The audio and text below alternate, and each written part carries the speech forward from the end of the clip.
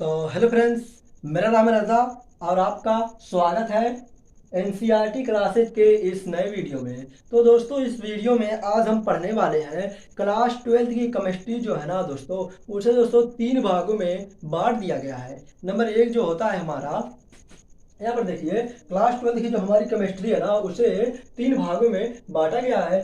Physical chemistry, जिसे हम हिंदी में बोलते हैं भौतिक रसायन, और जो दूसरा है हमारा वो ऑर्गेनिक केमिस्ट्री है, जिसे हम हिंदी बोलते हैं कार्बनिक रसायन, और तीसरी जो है वो हमारी इनऑर्गेनिक केमिस्ट्री है, जिसे हम हिंदी में बोलते हैं अकार्बनिक पदार्थ। तो दोस्तों, बांटने का हमारे स्टडी के ऊपर बहुत ही ज़्यादा असर पड़ता है। जी हाँ दोस्तों, बहुत ज़्यादा असर पड़ता है। होता क्या है कि हमारी स्टडी इससे बहुत ही ज़्यादा आसान हो जाती है और पढ़ने में और याद करने में बहुत ही ज़्यादा हेल्पफुल हमें महसूस होता है। तो दोस्तों, मैं बता दूं कि जो हमारी क्लास 12 की केमिस्ट्री है ना, उसका जो सिलेबस है वो काफ़ी ज़्यादा बड़ा है। तो दोस्तों, बड़ा होने के कारण इसे तीन भागों में बांट दिया गया है, जिससे हमें पढ़ने में बहुत ज़्यादा आसानी होगी। दोस्तों, इतना बड़ा पत्थर है ना, तो उसे आपको एक ही बार में उठाना हो तो आप नहीं उठा सकते हैं। यदि आप तोड़ तोड़ के लेके जाएं तो एक स्थान से दूसरे स्थान पे उसे आसानी से ले जाया जाता है। तो दोस्तों, यही प्रोसेस यहाँ पर भी किया गया है कि क्लास 12 की केमिस्ट्री जो ना थी,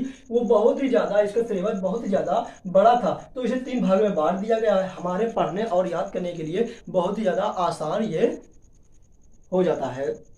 तो दोस्तों, इससे क्या होता है कि अगर जो कोई बंदा पूछ लेना, इसमें दोस्तों जब जो क्लास 2 की केमिस्ट्री है, इसके अंतर्गत कम से कम 6-7 चैप्टर आएंगे, और इसके अंतर्गत भी चैप्टर आएंगे, और इसके अंतर्गत भी चैप्टर आएंगे। तो दोस्तों, इसके चैप्टर के बारे में भी बताने वाला हूँ, तो इस वीडियो में लास्ट तक बने रहिएगा। चलिए हम वीडियो को स्टार्ट करते हैं अच्छे तरीके से। तो फ्रेंड्स, यहाँ पर हम थोड़ा बेसिक से देखते हैं कि क्या है हमारा बेसिक कॉन्सेप्ट। तो देखिए दोस्तों, विज्ञान, थोड़ा सा मैं यहाँ पर विज्ञान की परिभाषा में बता देता हूँ, और विज्ञान के कितने प्रकार हैं वो भी मैं बता देता हूँ। देखिए दोस्तों, विज्ञान विज्ञान को हम इंग्लिश में क्या बोलते हैं? विज्ञान को हम इंग्लिश में बोलते हैं साइंस बोलते हैं। जी हाँ दोस्तों, साइंस बोलते हैं। यहाँ पर देखिए, विज्ञान, साइंस यानी कि साइंस अंग्रेजी भाषा का एक शब्द है। अंग्रेजी भाषा का एक शब्द है जो लैटिन भाषा के सिंटिया शब्द, यहाँ पर देखिए, सिंटिया शब्द से मिलकर बना है। सिंटिया शब्द से बना है, जिसका अर्थ होता है जानना। दोस्तों, विज्ञान जो है वो अंग्रेजी भाषा का एक शब्द है। अंग्रेजी भाषा का एक शब्द है जो लैटिन भाषा के सिंटिया शब्द से मिलकर बना है। जी दोस्तों, सिंटिया शब्द से मिलकर बना है, जिसका अर्थ होता है जानना, यानी कि सर्च करना। वह सर्च करना होता है जानना। तो यहाँ पर देखिए, अर्थात विज्ञान को हम इस प्रकार से परिभाषित कर सकते हैं। विज्ञान को हम इस प्रकार से परिभाषित कर सकते हैं। यहाँ पर देखिए, यहाँ से अब स्टार्ट होती है कि विज्ञान की परिभाषा प्रयोगों तथा परीक्षणों पर आधारित। यहाँ पर देखिए, प्रयोगों तथा परीक्षणों पर आधारित सुव्यवस्थित सुसंगठित क्रमबद्ध ज्ञान को विज्ञान कहते हैं। दोस्तों, हाँ, आप एक नजर विज्ञान के क्षेत्र में डालिए कि विज्ञान के क्षेत्र में हो क्या रहा है। दोस्तों, हर जगह प्रयोग हो रहे हैं, परीक्षण हो रहे हैं। तो यही उसमें कहा गया है कि प्रयोगों तथा परीक्षणों पर आधारित विज्ञान जो है वो प्रयोगों तथा परीक्षणों पर आधारित है, सुव्यवस्थित सुसंगठित, यानी कि इधर उधर बिखरा नहीं है, एक अच्छे तरीके से सुव्यवस्थित है, सुसंगठित और क्रम से बधा हुआ है। इसी ज्ञान को हम क्या कहते हैं? विज्ञान कहते हैं। तो विज्ञान को मेन रूप से तीन भागों में बांटा गया। आप लोग क्लास 6 से ही पढ़ते आ रहे हैं कि विज्ञान को मेन रूप से तीन भागों में बांटा गया है, मुख्य रूप से तीन भागों में बांटा गया है, यानी कि फिजिक्स, केमिस्ट्री और बायोलॉजी, भौतिक विज्ञान, रसायन विज्ञान और जीव विज्ञान। तो यहाँ पर है कि विज्ञान जो है वो तीन भागों में बांट दिया गया है। भौतिक विज्ञान यानी कि इसे इंग्लिश में फिजिक्स बोलते हैं, और रसायन विज्ञान इसे इंग्लिश में केमिस्ट्री बोलते हैं, जीव विज्ञान। तो दोस्तों, यहाँ पर क्या होगा कि भौतिक विज्ञान की परिभाषा आखिर क्या हो सकती है? तो देखिए दोस्तों, यहाँ पर भौतिक विज्ञान किसकी शाखा है? इसकी शाखा है, विज्ञान की शाखा है। यहाँ से विज्ञान की ढेर सारी शाखाएं निकली हुई है, तो विज्ञान जो है वो भौतिक विज्ञान की ही शाखा है। तो इस प्रकार हम परिभाषा देंगे कि जो भौतिक विज्ञान है ना, वो विज्ञान की ही एक शाखा है। जी हाँ दोस्तों, भौतिक विज्ञान जो है वो विज्ञान की ही एक शाखा है, जिसके अंतर्गत जी हाँ दोस्तों, भौतिक विज्ञान के अंतर्गत हम पढ़ते क्या है?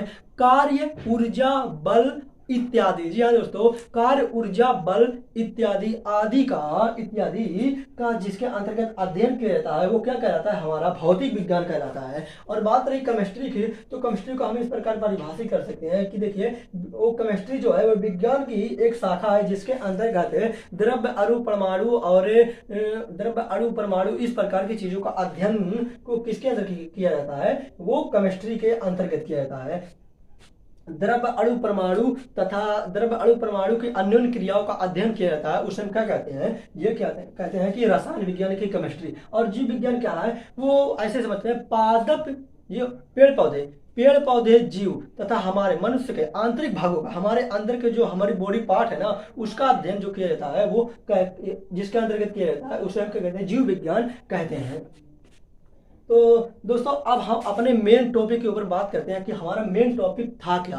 क्लास 12th की केमिस्ट्री जो थी वो 3 भागों में बढ़ चुकी थी, वो मैंने बताया था, वो ऑर्गेनिक केमिस्ट्री, इनऑर्गेनिक केमिस्ट्री और फिजिकल केमिस्ट्री। तो उसकी परिभाषा क्या होगी और उसके अंतर्गत कौन से चैप्टर आएंगे, तो दोस्तों तो चलिए उसके अंतर्गत हम उसके जानने की कोशिश करते हैं। तो फ्रेंड्स, यहाँ पर मैं दिखा देता हूं कि ये केमिस्ट्री क्लास 12 की जो केमिस्ट्री है ना, उसे 3 भागों में बांटा गया है, जो मैं पहले आपको बता चुका हूं। यहाँ पर देखिए, भौतिक रसायन, कार्बनिक रसायन और अकार्बनिक रसायन। तो दोस्तों भौतिक रसायन की परिभाषा भौतिक रसायन की परिभाषा आखिर क्या हो सकती है, इसमें देखिए, जिसमें रसायन के भौतिक नियमों व सिद्धांतों का अध्ययन किया जाता है उसे हम क्या कहते हैं, भौतिक रसायन कहते हैं। जिसमें दोस्तों इसमें होगा कि रसायन के भौतिक नियम, सिर्फ नियम और सिद्धांतों का अध्ययन होगा, जिसमें उसे हम क्या कहते हैं, भौतिक रसायन कहते हैं। और इसका उदाहरण हो सकता है रासायनिक संयोजन के नियम, रासायनिक संयोजन के नियम, और भी उदाहरण हो सकता है। और यहाँ पर देखिए, कार्बनिक रसायन जिसमें कार्बन और कार्बन से बने यौगिकों का अध्ययन किया जाता है। तो दोस्तों इसके नाम से ही हमें पता चलता है कि कार्बनिक रसायन, इसमें सिर्फ कार्बन और कार्बन से बने यौगिकों का अध्ययन किया जाता है, उसे हम क्या कहते हैं, कार्बनिक रसायन कहते हैं। इसका उदाहरण हो सकता है CH4 यानी कि मेथेन, C2H5 एथेन। और यहाँ पर अकार्बनिक रसायन देखिए, जिसमें कार्बन को छोड़कर, अकार्बनिक आ लगा है ना, यानी कि कार्बन रहेगा ही नहीं, कार्बन को छोड़कर सभी प्रकार के तत्वों या यौगिकों का अध्ययन किया जाता है, तत्वों व यौगिकों का अध्ययन किया जाता है, अकार्बनिक रसायन कहलाता है। जैसे SO2, SO3, MgOH2, NaCl। इसमें देखिए दोस्तों, इसमें कहीं कार्बन नजर आया है, इसमें देखिए कार्बन नजर आया ना, तो इसे हम क्या कहते हैं, अकार्बनिक रसायन। और इसे हम कहते हैं कार्बनिक रसायन, और इसे हम अकार्बनिक रसायन कहते हैं। तो दोस्तों अब हम चलते हैं कि इसके अंतर्गत क्लास 12 के अंतर्गत इसमें और इसमें कितने कितने चैप्टर हैं, और उसे मैं आपको अच्छे तरीके से बढ़िया से याद करवा देता हूं और आपको बता देता हूं। तो फ्रेंड्स, यहाँ पर मैं क्लास 12 की केमिस्ट्री की जो बुक है ना, उसमें दोस्तों भौतिक रसायन में कितने चैप्टर हैं, और कार्बनिक रसायन में कितने चैप्टर हैं, और अकार्बनिक रसायन में कितने चैप्टर हैं, दोस्तों यहाँ पर मैं लिख चुका हूँ आपको बताने के लिए और आपको बढ़िया तरीके से अच्छे से समझाने के लिए। चलिए दोस्तों मैं बता देता हूँ कि यहाँ पर देखिए, हमारा भौतिक रसायन, दोस्तों देखिए ये हमारा भौतिक रसायन है। भौतिक रसायन में कुल टोटल कितने चैप्टर हैं, नंबर 1 हमारा जो है 1 2 3 4 5 6। जी हाँ दोस्तों, भौतिक रसायन में जो है वो हमारे कुल टोटल 6 चैप्टर हैं। और हमारा जो होता है भौतिक रसायन का जो है वो पहला चैप्टर है वो ठोस अवस्था है। जी हाँ दोस्तों, ये ठोस अवस्था भौतिक रसायन का पहला चैप्टर है। और विलयन जो है वो दूसरा चैप्टर है। और नंबर 3 जो है वो भौतिक रसायन, वैद्युत रसायन है। वैद्युत रसायन तीसरा चैप्टर है भौतिक रसायन का। और चौथा जो है रासायनिक बल गतिकी, पृष्ठ रसायन, 5वां पृष्ठ रसायन। और जो 6वां है तत्वों के निष्कर्षण के सिद्धांत एवं प्रक्रम। ये हमारे थे भौतिक रसायन के कुल टोटल चैप्टर। अब हम बात करते हैं कार्बनिक रसायन के कुल टोटल चैप्टर कितने हैं। इसे बोलते हैं ऑर्गेनिक केमिस्ट्री। तो नंबर 1 है हाइलोएल्केन तथा हाइलोएरीन। ये हमारे क्या है, कार्बनिक रसायन का पहला चैप्टर है। और जो दूसरा है एल्कोहल फिनॉल एवं ईथर, एल्कोहल फिनॉल एवं ईथर। नंबर तीसरा है एल्डिहाइड कीटोन एवं कार्बोक्सिलिक अम्ल। नंबर चौथा है एमीन है, यहाँ देखिए नंबर चौथा एमीन। और नंबर पांचवा जो है वो जैव अणु। और नंबर छठवा जो है वो बहुलक।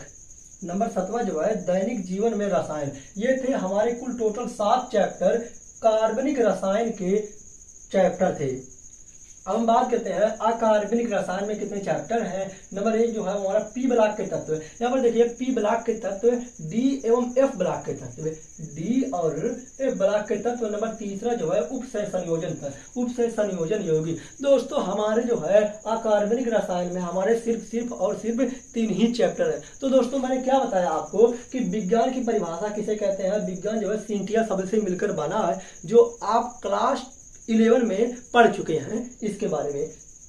तो विज्ञान की परिभाषा मैंने बताई और विज्ञान को कितने भागों में बांटा गया है, 3 भागों में, फिजिक्स, केमिस्ट्री और बायोलॉजी। और उसके बाद जो है क्लास 12 की जो बुक थी ना उसे 203 भागों में बांट दिया गया, जो मैंने आपको बता चुका हूँ, मैं रिवाइज करा रहा हूँ। भौतिक रसायन, कार्बनिक रसायन और अकार्बनिक रसायन। तो इसकी मैं परिभाषा ही बताया हूँ कि भौतिक रसायन आखिर किसे कहते हैं। कोई पूछ ले कि भौतिक रसायन किसे कहते हैं तो आप लोग क्या बताएंगे। तो दोस्तों मैं यहाँ पर बता चुका हूँ कि आई होप कि आप लोगों को अच्छे तरीके से ये वीडियो बहुत ही अच्छे तरीके से समझ में आई हुई और आपको तैयारी करने में बहुत ज़्यादा हेल्पफुल होगी।